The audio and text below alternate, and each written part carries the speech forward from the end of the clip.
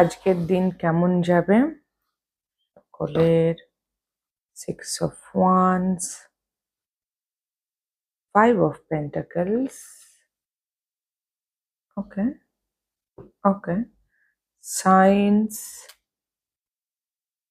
Channel and Earth Guide. Okay, আজকে কিছু healing energies আপনি কাউকে আছে কিছু গাইড করতে পারেন।